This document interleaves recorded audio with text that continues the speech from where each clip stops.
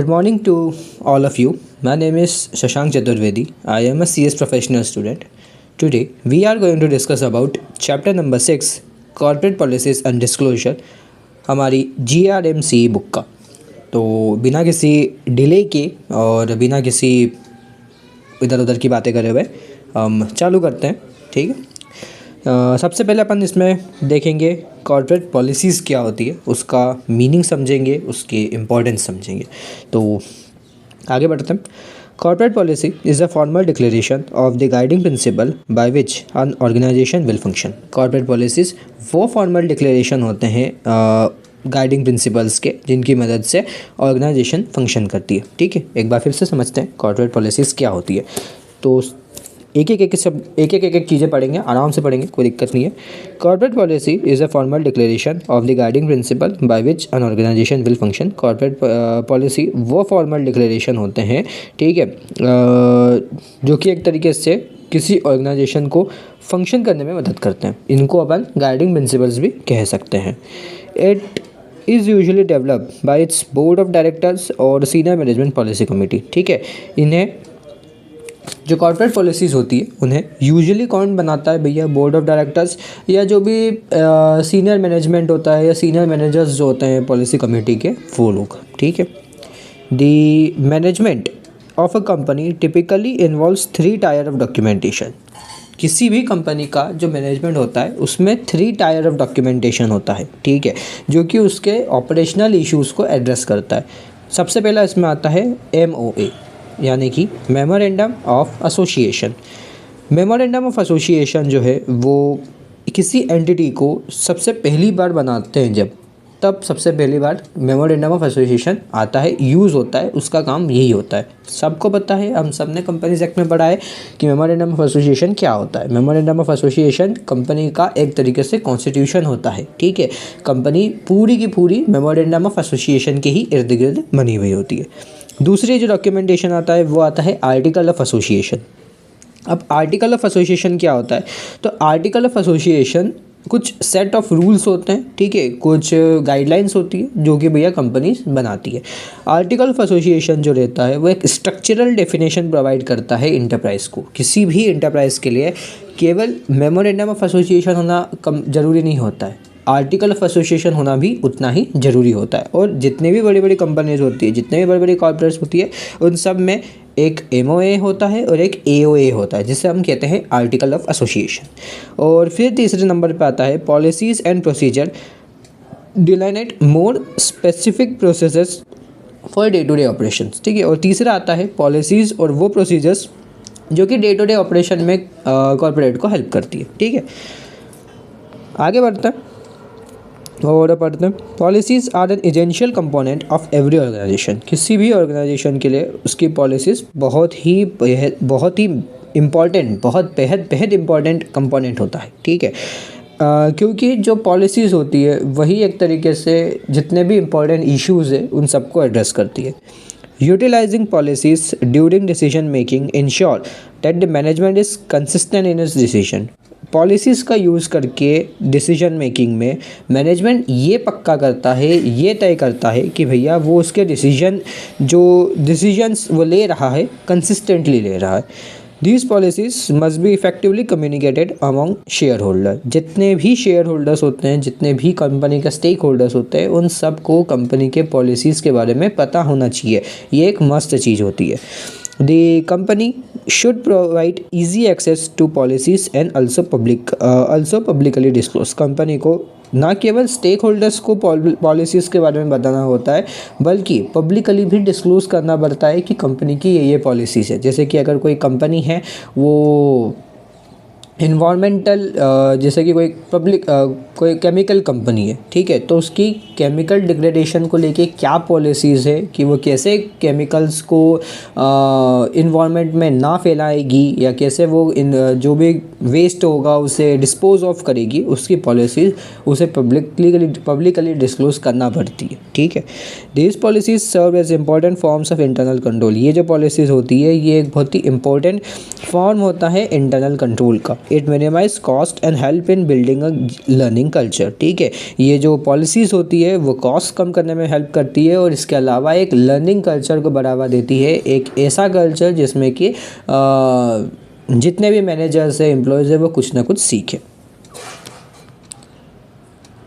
In present scenario corporate policies, ठीक है, in present scenario, आज के सिनेरियो में अगर अपन बात करें, आज के जो आज इन प्रेजेंट अगर अपन बात करें, ठीक है, तो आज के समय में अगर अपन बात करें तो corporate policies are essential even for businesses. ठीक है, कॉर्पोरेट पॉलिसीज़ उन बिजनेसेस के लिए भी ज़रूरी है, उन बिजनेसेस के लिए भी एसेंशियल है। Seeking to do things in a different way, जो कि किसी काम को अलग तरीके से करने के ऊपर देखते हैं या विचार करते हैं।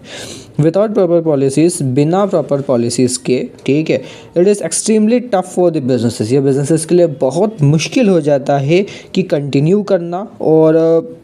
करना एज लॉन्ग रन में। ठीक है, मतलब अगर आप सोचो, अगर आप ये मानो, एग्जांपल लो, फॉर एग्जांपल, ठीक है, मिस्टर ए की एक कंपनी है। मिस्टर ए जो है उन्होंने एक ए लिमिटेड करके अपनी कंपनी खोली।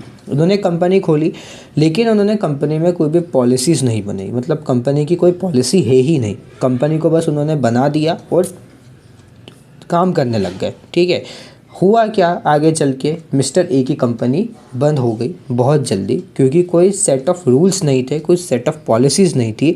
जो मिस्टर ए के एम्प्लॉयज़ थे उन्हें पता ही नहीं था कि उन्हें किस डायरेक्शन में काम करना है, उन्हें कैसे काम करना है। ठीक है, वहीं इनके कॉरस्पॉन्ड में मिस्टर बी एक बंदे हैं, ठीक है, मिस्टर बी एक आदमी है, ठीक है, जिन्होंने एक बी लिमिटेड करके कंपनी खोली। उन्होंने कंपनी में अपने कुछ पॉलिसीज़ बनाई, कुछ सेट ऑफ रूल्स बनाए, ठीक है, जिसकी मदद से उनकी कंपनी मिस्टर ए के कंपनी की कंपैरिजन में लॉन्ग रन में काम कर रही है। ठीक है, तो जो पॉलिसीज़ होती है वो बहुत ही ज़रूरी होती है और बिना इनके कोई भी बिज़नेस कंटिन्यू नहीं कर सकता। पॉलिसीज़ इसके अलावा गाइड के रूप में भी काम करती है। ठीक है, मतलब जो पॉलिसीज़ होती है वो मैनेजर को, एम्प्लॉयज़ को कहीं ना कहीं गाइड करने का काम करती है, जिसकी मदद से एम्प्लॉयज़ है, जो मैनेजर्स है, वो काम कर सके सही ढंग से और प्रॉपर तरीके से। Some important highlights the importance of corporate policies are as given. ठीक है, अब अपन पढ़ते हैं भैया कॉर्पोरेट पॉलिसीज़ की इम्पोर्टेंस क्या क्या है। तो सबसे पहला, policies are necessary to perform the business activities in a smooth way. किसी भी बिजनेस एक्टिविटी को अगर आपको स्मूथ वे में करना है, सिंपल वे में करना है, अच्छे से करना है, तो उसके लिए पॉलिसीज़ का होना मस्ट है, पॉलिसीज़ ज़रूरी होती है। दूसरा, corporate policies offer clear cut courses for achievement of organizational goal. अगर आपको ऑर्गेनाइजेशनल गोल अचीव करना है, अगर आपको एकदम क्लियर ढंग से, आपको एक अच्छे तरीके से ऑर्गेनाइजेशन गोल अचीव करना है, तो उसके लिए कॉर्पोरेट पॉलिसीज़ का होना मस्ट होता है। कॉर्पोरेट पॉलिसीज़ एक क्लियर एक्शन, एक क्लियर इंसाइट प्रोवाइड करती है कि कैसे मैनेजर और एम्प्लॉयज़ जो है वो ऑर्गेनाइजेशनल गोल को अचीव कर सकते हैं। तीसरा, if an appropriate explicit policy has been developed, अगर आपने एक अप्रोप्रिएट एक्सप्लिसिट पॉलिसी डेवलप कर ली, most of the details can be easily taken care of by the employees. ठीक है, तो बहुत सारे जो डिटेल्स है उसे एम्प्लॉयज़ आराम से टेक केयर कर सकता है, और मैनेजमेंट जो है उसको भी अपना टाइम, अपनी एनर्जी उन सारे अलग अलग जो टास्क होते हैं, जो कि ज़्यादा सिग्निफिकेंट नहीं होते, उनमें खर्च करने की ज़रूरत नहीं पड़ती है। Corporate policy present you with instruction and a platform for making decision. Corporate policies present करती है मैनेजर्स को, कंपनी को एक इंस्ट्रक्शन और एक प्लेटफॉर्म प्रोवाइड करती है, जिसकी मदद से वो डिसीजंस ले सकते हैं। Policies promote delegation of the power of making decisions. Policies जो रहती है वो प्रमोट करती है डेलीगेशन ऑफ पावर को, ठीक है, ताकि आप डिसीजंस ले सको, डिसीजंस सही ढंग से, सही तरीके से आप ले सको। Properly formulated corporate policies gives direction in which all management pursuits are targeted. एक अच्छी एक प्रॉपर ढंग से बनाई हुई जो कॉर्पोरेट पॉलिसी होती है वो डायरेक्शन प्रोवाइड करती है, ठीक है, जिसकी मदद से मैनेजमेंट जो है वो अपना टारगेट परस्यू कर सकता है। Policies provide steadiness to the action of the member of the organisation. जो पॉलिसीज़ होती है वो एक स्टीडनेस प्रोवाइड करती है, एक लयता प्रोवाइड करती है मेंबर्स जो ऑर्गेनाइजेशन के उनके एक्शंस को। Policies and guidelines prevent the subordinates to rethink on the day to day challenges. Policies और जो गाइडलाइंस होती है वो सबऑर्डिनेट्स जो रहते हैं मैनेजर्स के या जो भी एम्प्लॉयज़ रहते हैं उनको एक तरीके से रोकती है कि वो उन डे टू डे जो प्रॉब्लम्स है, चैलेंजेस है, उनको रीथिंक ना करे, ठीक है, और जो रिपीटेटिव एक्शंस है उनसे बचे। Policies help in analysis of performance by serving as a standard, ठीक है। पॉलिसीज़ जो रहती है वो परफॉर्मेंस एनालिसिस में भी हेल्प करती है एक स्टैंडर्ड के रूप में काम करके, ठीक है। Corporate policies boost employees commitment and loyalty for the business. जितनी भी कॉर्पोरेट पॉलिसीज़ होती है वो एम्प्लॉय का जो मोरल है, जो कमिटमेंट है, उसको बूस्ट करती है बिजनेस के लिए। It helps in dealing with the issue for optimal utilisation of limited resources. जो कॉर्पोरेट पॉलिसीज़ होती है वो लिमिटेड रिसोर्सेज का कैसे यूटिलाइजेशन करना है, कितने अच्छे तरीके से यूटिलाइजेशन करना है, उसमें भी मदद करती है। Sound policies aid in developing good public image of an organisation. एक अच्छी पॉलिसी या जो अगर एक साउंड पॉलिसीज़ जो होती है, साउंड पॉलिसीज़ का मतलब होता है अच्छी पॉलिसीज़, लोगों के हित में या एम्प्लॉयज़ के हित में बनाई गई पॉलिसीज़ जो रहती है वो ऑर्गेनाइजेशन की जो इमेज है, जो कंपनी की, जो कॉर्पोरेट की पूरी इमेज है, उसको भी अच्छा करने का, उसको भी एक तरीके से सुधारने का काम करती है। Corporate policies give the organization clear target so that the managers can decide regarding the future plan of action। जो corporate policies होती है वो organization को एक clear target provide करती है ताकि managers जो हैं वो उसके हिसाब से फ्यूचर में क्या काम करना है, फ्यूचर में कौन कौन से एक्शंस लेना है वो डिसाइड कर सके। They act as tool for coordination and control. जो कॉर्पोरेट पॉलिसीज़ होती है वो कंट्रोल और कोऑर्डिनेशन के लिए भी मस्ट होती है, ज़रूरी होती है। thus we can say that, ठीक है, तो अपन कह सकते हैं कि भैया कॉर्पोरेट पॉलिसीज़ जो रहती है वो सिग्निफिकेंट रहती है किसी भी कॉरपोरेशन के लिए, ठीक है। मतलब स्वाभाविक बात है भैया, किसी भी कॉरपोरेशन को अपन ने पढ़ा, किसी भी कॉरपोरेशन को अगर रन करना है, लॉन्ग रन में रन करना है, ग्रोथ अचीव करनी है, एम्प्लॉयज़ से लॉयल्टी मेंटेन करवानी है, ठीक है, तो कॉर्पोरेट पॉलिसीज़ का होना ज़रूरी होता है। They help in all round development and growth of the organisation. जो कॉर्पोरेट पॉलिसीज़ होती है वो ऑर्गेनाइजेशन का ऑल राउंड डेवलपमेंट करती है, पूरा डेवलपमेंट करती है, ठीक है। A sound corporate policy gives satisfaction to the workers। एक sound corporate policy satisfaction provide करती है वर्कर्स को, ठीक है, वर्किंग कंडीशन के रिगार्ड्स में, ऑर्गेनाइजेशन के कल्चर के रिगार्ड्स में, अथॉरिटी के रिगार्ड्स में, रिस्पॉन्सिबिलिटी के रिगार्ड्स में। हम आगे बढ़ते हैं, ठीक है। तो होप्स हो कि आपको समझ में आया हो कि कॉर्पोरेट पॉलिसीज़ क्या होती है, ठीक है, कॉर्पोरेट पॉलिसी का मीनिंग क्या होता है, उसकी इंपॉर्टेंस क्या क्या होती है। तो सीधी सी बात है भैया, कुछ नहीं है, बहुत सिंपल सी चीज़ है। कॉर्पोरेट पॉलिसी वो फॉर्मल डिक्लेरेशन होता है जो कि ऑर्गेनाइजेशन को रन करने में, ऑर्गेनाइजेशन को फंक्शन करने में मदद करता है। कॉर्पोरेट पॉलिसी एक तरीके से गाइडिंग प्रिंसिपल्स होते हैं, मतलब कि इन प्रिंसिपल्स को अगर ऑर्गेनाइजेशन फंक्शन करेगी तो ऑर्गेनाइजेशन लंबा चलेगी, ऑर्गेनाइजेशन ज़्यादा समय तक टिकी रह सकेगी मार्केट में, ठीक है। अब हम आगे बढ़ते हैं, थोड़ा सा और समझते हैं कि भैया कौन कौन सी पॉलिसीज़ होती है। हम कंपनीज़ की बात कर रहे हैं, कॉर्पोरेट एक्ट की बात कर रहे हैं, तो भैया कॉर्पोरेट में सबसे इंपॉर्टेंट आता है कंपनीज़ एक्ट 2013, ठीक है, जो कि सारी पॉलिसीज़ को गवर्न करने का काम करता है। तो सबसे पहले बढ़ते हैं क्या है ये, ठीक। तो देखो, a company has to formulate specific policies in different areas of operations that help to bring uniformity in process by clearly defining the business approach। एक कंपनी को बनाना पड़ती है अलग अलग पॉलिसीज़ अलग अलग एरियाज़ में, ठीक है, ताकि एक यूनिफॉर्मिटी जो है वो लाई जा सके, ठीक है, बिजनेस अप्रोच में। देखो, a company has to formulate specific policies in different area. एक कंपनी को स्पेसिफिक पॉलिसी फॉर्मुलेट बनाना पड़ती है अलग अलग एरियाज़ ऑफ ऑपरेशंस को लेके, ठीक है, ताकि एक यूनिफॉर्मिटी लाई जा सके प्रोसेसेस में by clearly defining the business approach, ठीक है, क्लियरली ये बता के कि भैया बिजनेस अप्रोच क्या है। Some of the policies are legally required, कुछ पॉलिसीज़ लीगली रिक्वायर्ड होती है, ठीक है, मतलब ये जो पॉलिसीज़ होती है ये हर कंपनी को बनाना मस्ट होता है, अगर नहीं बनाएगी तो फिर पेनल्टीज़ लग सकती है। सम आर ऑर्गेनाइजेशनल नीड्स, कुछ ऑर्गेनाइजेशनल नीड्स के ऊपर रहती है कि भाई ऑर्गेनाइजेशन के ऊपर रहती है कि भाई एक ऑर्गेनाइजेशन को कोई पॉलिसी बनानी ज़रूरी है, तो ज़रूरी नहीं है कि दूसरी ऑर्गेनाइजेशन को भी वो बनाना ज़रूरी रहे। And some are voluntarily made, और कुछ ऐसी भी पॉलिसीज़ होती है जो कि ऑर्गेनाइजेशन की ऊपर रहती है, ऐच्छिक रहती है कि अगर ऑर्गेनाइजेशन चाहे तो बनाए, नहीं चाहे तो ना बनाए। जैसा कि हम पढ़ रहे थे पॉलिसीज अंडर कंपनीज एक्ट 2013, तो इसमें हम आगे बढ़ते हैं। The key policies required for companies under the companies act 2013 includes, ठीक है, कौन कौन सी वो की पॉलिसीज़ हैं जो कि कंपनीज एक्ट के अंदर कंपनीज़ के लिए ज़रूरी होती है या अपन कह सकते हैं कि इम्पॉर्टेंट होती है। सबसे पहला इसमें आता है कॉर्पोरेट सोशल रिस्पॉन्सिबिलिटी पॉलिसी, ठीक है, दूसरा आता है इसमें रिस्क मैनेजमेंट पॉलिसी, तीसरा आता है इसमें विजाइल मैकेनिज्म पॉलिसी, और चौथा आता है इसमें नॉमिनेशन एंड रेम्यूनरेशन पॉलिसी। एक एक करके सबके बारे में आज समझते हैं। सबसे पहले बात करते हैं कॉर्पोरेट सोशल रिस्पॉन्सिबिलिटी पॉलिसी के बारे में। तो क्या कहती है ये? Section 135 subsection 4 of companies act 2013, the board of every company required to constitute CSR committee shall, after taking into account the recommendation made by corporate social responsibility committee, approve the corporate social responsibility policy for the company and disclose content of such policy in its report and also place it on the company's website।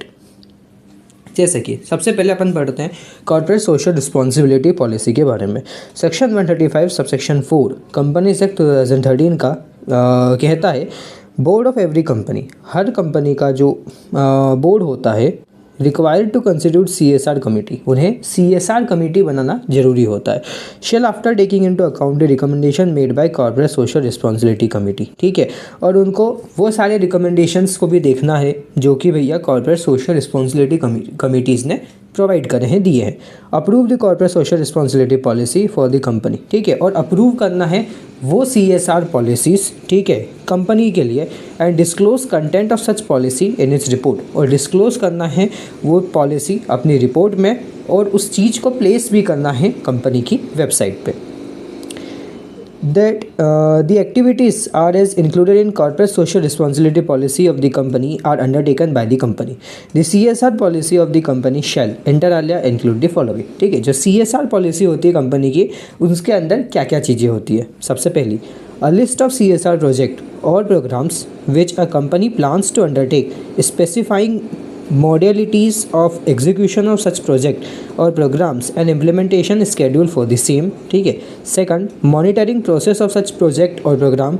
Third, a clause specifying that the surplus arising out of the CSR project or program or activities shall not form part of the business profit of the company। देखो CSR policies जो होती है company की, उसके अंदर क्या क्या चीज़ें आती है। सबसे पहला एक लिस्ट ऑफ CSR प्रोजेक्ट, एक पूरी लिस्ट होती है उन CSR प्रोजेक्ट्स की या प्रोग्राम्स की विच ए कंपनी प्लान्स टू अंडरटेक, जो कि कंपनी को करना है, ठीक है, जो कि कंपनी फॉलो करने की सोच रही है या जिनको कंपनी इम्प्लीमेंट करना चाह रही है, ठीक है।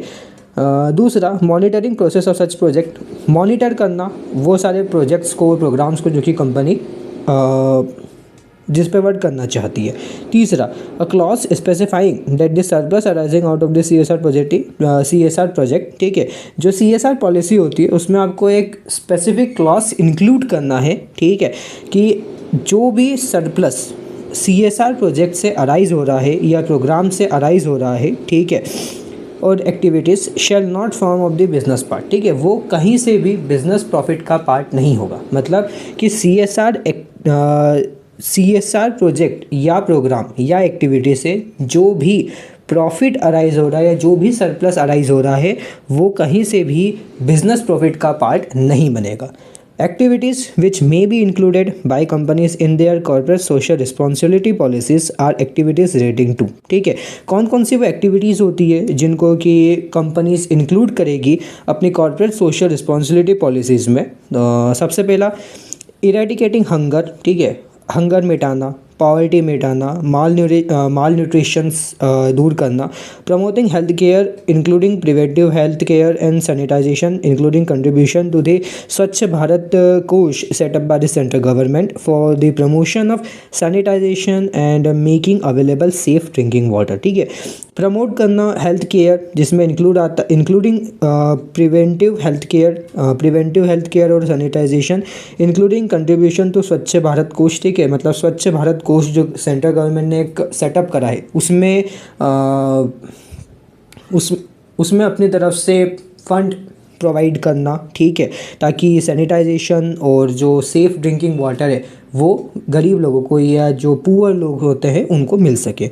दूसरा, promoting education including special education and employment enhancing vocation skills. ठीक है, प्रमोट करना एजुकेशन, ठीक है, जिसमें इंक्लूड होता है कोई भी स्पेशल एजुकेशन या वोकेशन स्किल्स। ठीक है, स्पेशली अमॉन्ग चिल्ड्रंस, ठीक है, स्पेशली चिल्ड्रंस के लिए, विमेंस के लिए, एल्डरली जो बूढ़े लोग होते हैं उनके लिए या जो थोड़े बड़े उम्र के हो गए होते हैं उनके लिए, एंड डिफरेंटली एबल और जो विकलांग लोग होते हैं या जो गरीब लोग होते हैं उनके लिए। Third, promoting gender equality promote करना। ठीक है, वुमेन एम्पावरमेंट को सपोर्ट करना, settling up homes and hostels for women and orphans. ठीक है, जो महिलाएं होती हैं या जो अनाथ बच्चे होते हैं उनके लिए घर सेटअप करना या हॉस्टल सेटअप करना। ठीक है, setting up old age home setup करना, डे केयर सेंटर सेटअप करना और other facilities for senior citizens के लिए, and major for reducing inequality face by socially and economically backward groups. ठीक है, और वो सारे मेजर्स लेना, ठीक है, जिससे कि जो इनइक्वालिटी फेस कर रहे हैं इकोनॉमिकली बैकवर्ड ग्रुप्स वो दूर हो सके। ठीक है, इंश्योर करना इन्वायरमेंटल सस्टेनेबिलिटी, ठीक है, ecological balance, protection of flora and fauna, ठीक है, animal welfare, conservation of natural resources, maintain करना सॉइल की क्वालिटी, एयर की, वाटर की। ठीक है, जिसमें इंक्लूड होता है क्लीन गंगा फंड जो सेंट्रल गवर्नमेंट ने सेटअप किया है उसमें कंट्रीब्यूट करना, ताकि जो गंगा रिवर है, जो गंगा माँ है, वो क्लीन हो सके, वो स्वच्छ हो सके। इसके अलावा और कौन कौन सी एक्टिविटीज़ होती है, तो प्रोटेक्शन ऑफ नेशनल हेरिटेज। ठीक है, नेशनल हेरिटेज प्रोटेक्ट करना, आर्ट और culture including restoration of buildings and site of historical importance. ठीक है, जिसमें इंक्लूड होता है कि भैया जो भी हिस्टोरिकल साइट्स है उनकी देखरेख करना या उनके लिए जो देखरेख का काम रहता है उसमें हेल्प करना। ठीक है, major for the benefit of armed force veterans, war widows and their dependents. ठीक है, मेजर्स लेना ताकि बेनिफिट प्रोवाइड किया जा सके जो भी आर्म्ड फोर्सेस के लोग रहते हैं उनको, जो भी वार विडोज रहती है उनको, जो भी उनके डिपेंडेंट्स रहते हैं उनको। ठीक है, training to promote rural sports. ठीक है, ट्रेनिंग प्रोवाइड करना ताकि जो रूरल स्पोर्ट्स है वो प्रमोट हो सके, नेशनली रिकॉग्नाइज जो स्पोर्ट्स है वो प्रमोट हो सके, पैरा ओलंपिक्स स्पोर्ट्स को प्रमोट करना, contribution to the prime minister's national relief fund. ठीक है, कंट्रीब्यूट करना प्राइम मिनिस्टर के नेशनल रिलीफ फंड में और भी दूसरे जो अदर फंड सेंट्रल गवर्नमेंट ने सेटअप करे हैं सोशियो इकोनॉमिक डेवलपमेंट के लिए। ठीक है, और रिलीफ और वेलफेयर के लिए जो भी schedule caste, schedule tribe, other backward classes के लिए उनमें हेल्प करना, कंट्रीब्यूट करना और फंड्स प्रोवाइड करना,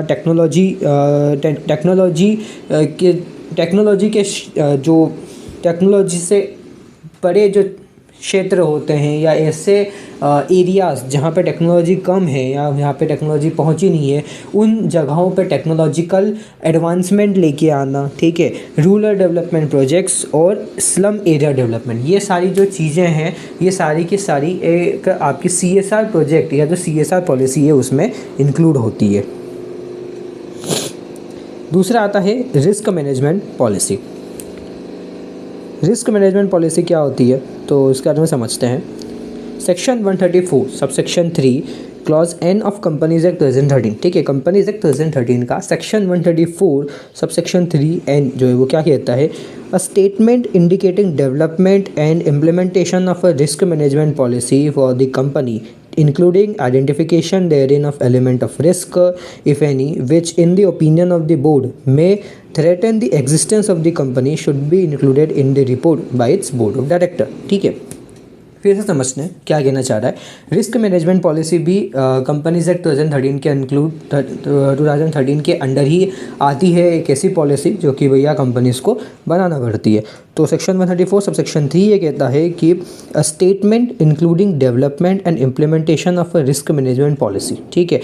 सेक्शन 134 सब सेक्शन 3 ये कहता है कि एक स्टेटमेंट जो कि इंडिकेट कर रहा है डेवलपमेंट और इम्प्लीमेंटेशन रिस्क मैनेजमेंट पॉलिसी का फॉर द कंपनी के लिए, including identification therein of element of risk, जिसमें इंक्लूड होता है जो रिस्क के एलिमेंट्स होते हैं उनको आइडेंटिफाई करना, ठीक है। Which in the opinion of the board may threaten the existence of the company, जो कि बोर्ड की ओपिनियन पे कंपनी की एग्जिस्टेंस को थ्रेटन कर सकते हैं, should be included in the report by it's board of director, ठीक है। वो बोर्ड ऑफ डायरेक्टर्स की रिपोर्ट में होना चाहिए। तीसरा आता है इसमें विजाइल मैकेनिज्म। विजाइल मैकेनिज्म के बारे में तो अपन सबने इससे पहले वाले चैप्टर्स में भी और आगे कंपनीज एक्ट में पढ़ चुके हैं। विजाइल मैकेनिज्म ऑडिट कमेटी का ही एक तरीके से पार्ट होता है। तो विजाइल मैकेनिज्म पॉलिसी क्या होती है, section 177 sub section 10 companies act 2013 का कहता है, the vigil mechanism under subsection 9, ठीक है। जो विजाइल मैकेनिज्म होता है under subsection 9 shall provide for adequate safeguard against victimization of person who use such mechanism and make provision for direct access to the chairperson of audit committee in appropriate or exceptional cases, and the details of establishment of such mechanism shall be disclose by the company on its website if any and in the boards report, ठीक है। जो vigil mechanism policy है वो सीधी सी है कि भैया विजाइल mechanism से जुड़ी हुई है कि भैया विजाइल मैकेनिज्म कैसा होना चाहिए आपका, ठीक है, कि डायरेक्ट एक्सेस मिले किसी भी पर्सन को, किसी भी एम्प्लॉय को ऑडिट कमेटी के पास में, ठीक है। और ये चीज़ कंपनी की वेबसाइट पे शो होना चाहिए। और सबसे आखिरी में आता है इसमें चौथी और सबसे इम्पोर्टेंट आती है इसमें नॉमिनेशन एंड रेम्यूनरेशन कमेटी, ठीक है, या nomination and remuneration policy, sorry. तो सेक्शन 178 सबसेक्शन 3 और 4 जो है कंपनीज एक्ट 2013 का वो ये कहता है, nomination and remuneration committee shall formulate the criteria for determining qualification, positive attributes and independence of a director and recommend to the board a policy. Section 178 subsection 3 और 4 जो कंपनीज एक्ट 2013 का ये कहता है कि नॉमिनेशन और रेम्यूनरेशन कमेटी जो होती है वो फॉर्मुलेट करती है क्राइटेरिया, ठीक है, जिसकी मदद से आप क्वालिफिकेशन, पॉजिटिव एट्रीब्यूट्स और जिसकी वजह से जो कंपनी है वो क्वालिफिकेशन, पॉजिटिव एट्रीब्यूट्स और इंडिपेंडेंस किसी डायरेक्टर की पहचान सकती है और रिकमेंड करती है बोर्ड को पॉलिसी, ठीक है, relating to the remuneration of the director, key manager person and other employees. The nomination and remuneration committee shall while formulating the policy ensure that, ठीक है, जो नॉमिनेशन एंड रेम्यूनरेशन कमेटी होती है policy बनाते समय क्या चीज़ें ध्यान रखती है, the level and composition of remuneration is reasonable and sufficient to attract, retain and motivate director, ठीक है। किस लेवल का जो रेम्यूनरेशन है वो सफिशिएंट रहेगा अट्रैक्ट करने के लिए, रिटेन करने के लिए और मोटिवेट करने के लिए डायरेक्टर्स को कि वो क्वालिटी प्रोवाइड करे कंपनी के हित के लिए, या वो क्वालिटी प्रोवाइड कर रहे ताकि कंपनी जो है वो अच्छे से रन हो सके। दूसरा, relationship of remuneration to performance is clear, ठीक है। रिलेशनशिप जो होता है रेम्यूनरेशन का परफॉर्मेंस से वो क्लियर होता है and meets appropriate performance benchmark, और अप्रोप्रिएट परफॉर्मेंस बेंचमार्क से मीटअप होता हुआ हो। And remuneration to directors, key managerial person and senior management involves balance between fixed and incentive pay reflecting short and long term performance objectives appropriate to the working for the company and its goal. The policy shall be place on the website of the company, ये policy company की website पर place की जाती है if any, and the silent feature of the policy and changes therein if any along with the web address of the policy if any shell be disclose in the boards report, ठीक है। तो आज के लिए इतना ही, बहुत लंबा video हो चुका है। ये मेरा फर्स्ट टाइम था, सो अगर कोई कमेंट्स हो तो प्लीज़ बताइए कहाँ पे मैं सही कर सकता हूँ अपने आप को। Thank you all. Do like and share it with your friends. and have a nice day.